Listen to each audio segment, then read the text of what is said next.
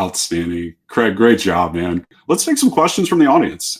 Please use the chat feature next to the live stream to send in your questions. And, why folks are doing that, Craig, I think one of the things that came out to me in your presentation is just, what are some of the attacks that you're seeing, right? Like you talked a lot about the attack vectors, but would you like to just spend a minute while we're collecting some questions?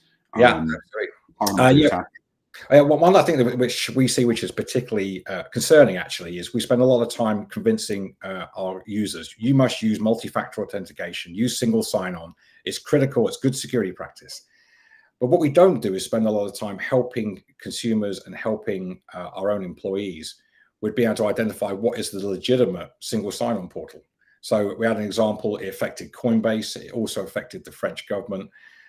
Someone decided to go off and register a domain that looked incredibly similar to the single sign-on portal, the multi-factor authentication portal for the French government. And what did most citizens do? They get an SMS message. It looks like it's the portal they're supposed to go to. They're told to go off and change their password. They go and click on it, and they go to that site, and they're essentially having their credentials harvested. And so we see lookalike domains being an incredibly effective way to start phishing campaigns. And we're blocking about 10,000 new lookalike domains every week.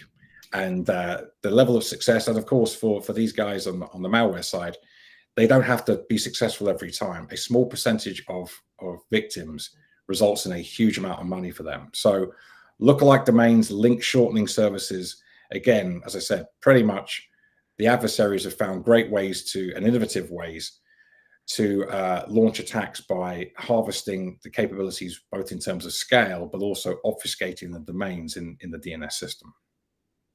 What about QR codes?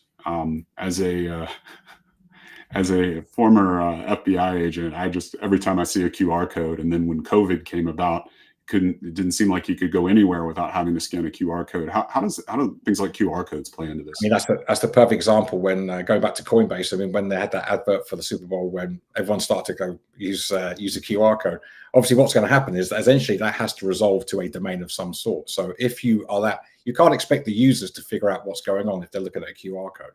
And pretty much everywhere you go to a restaurant, you got to go click on it.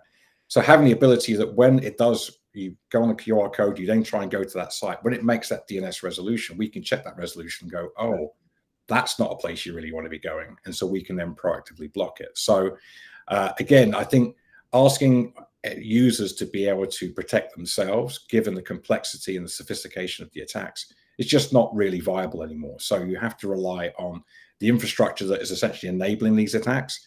If you can essentially harness the power of that, you can help protect the users from themselves. We're all trying to do that for sure. Right. So with that, Craig, thank you so much for your presentation. Again, thank you for battling through